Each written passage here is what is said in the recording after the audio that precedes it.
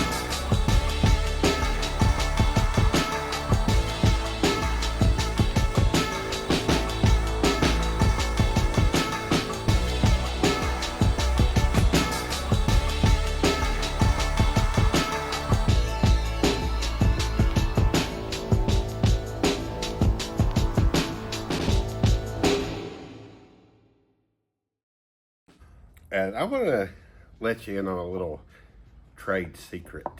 If you ever want to finish maybe one of your wood projects at home, furniture, things like that, different pieces, this is an excellent product, Brow Wax. This isn't a commercial or anything, but it's something that we've used for a long time here at Highlands Log, and it was developed in 1860 by a guy by the name of Henry Flack.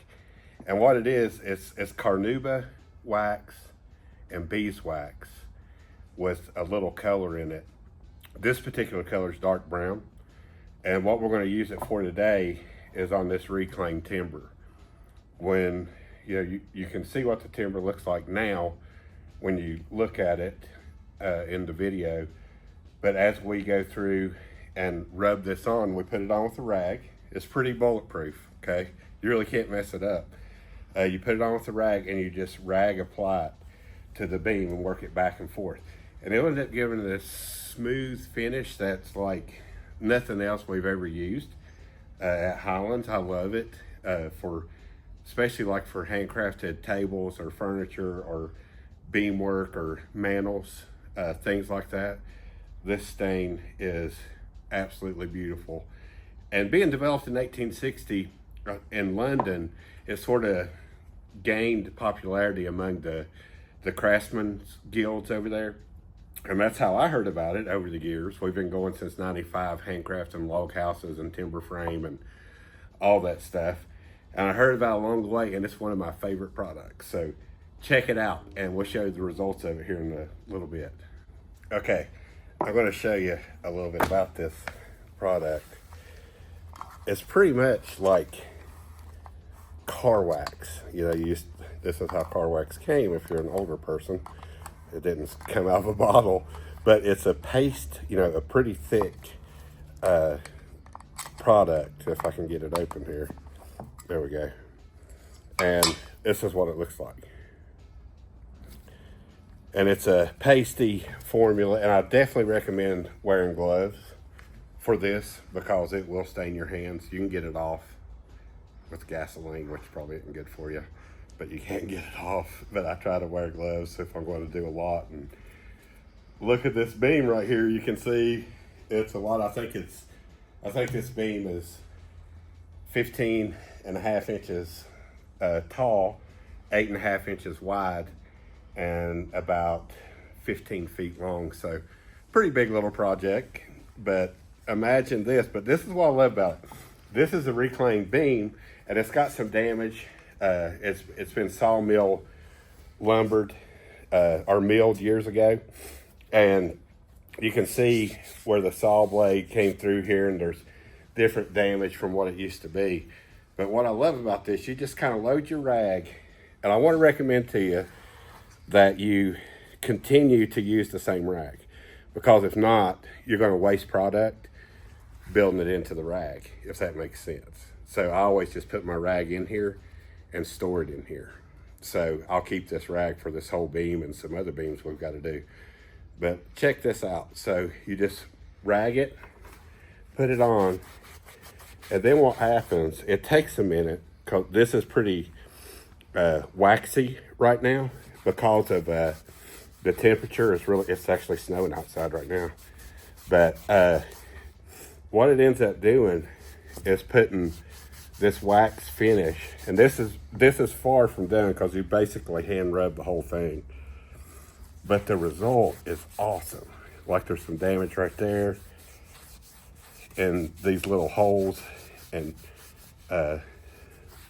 saw marks, etc. But like, these little holes and all this different character will show up in this wood. So this is just a small section, but you're starting to get an idea of what it does. It'll highlight this character in the wood. And this is such a nice, slick finish when it dries, because it's basically like a freshly waxed car. It just feels so good to the hand. So I love this product. And I want to tell you too that what I like about it too is we make a lot of like handcrafted farm tables and stuff like that. You can put this on that farm table or whatever your table may be. And even if it's damaged, let's say a cup ring, or you know how it is with a table or furniture, you can simply just grab this and touch it up again, and you're good to go. But it lasts for years. Usually I've never touched up one of the tables that we've done, but I put it on several, and they're years old now, and they look great.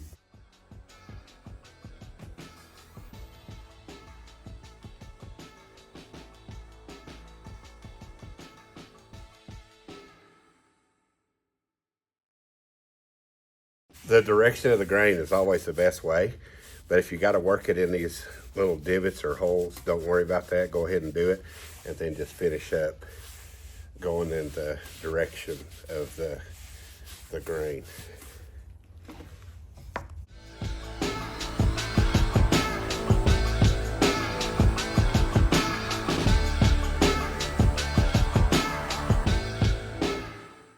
I love how it shows those imperfections. You know, this is handcrafted and versus something that's mass produced, which I like mass produced stuff too, but there's something about old world craftsman style that's just so appealing. And that's why in 2025 we're still peeling logs with a draw knife, which you see on the wall back there. We use those every day, but it's hard to take the hand out of handcrafted. Is there other ways to peel logs? Yeah, but they're not the same as doing it by hand. So we continue to do it by hand. And I think we will continue to do so until we no longer do it, whenever that'll be. But as long as we're able, and there's a demand, we will continue to do old world style construction, hand scribed, handcrafted, one by one. It's a slow process, but you get a pretty unique building when you're done.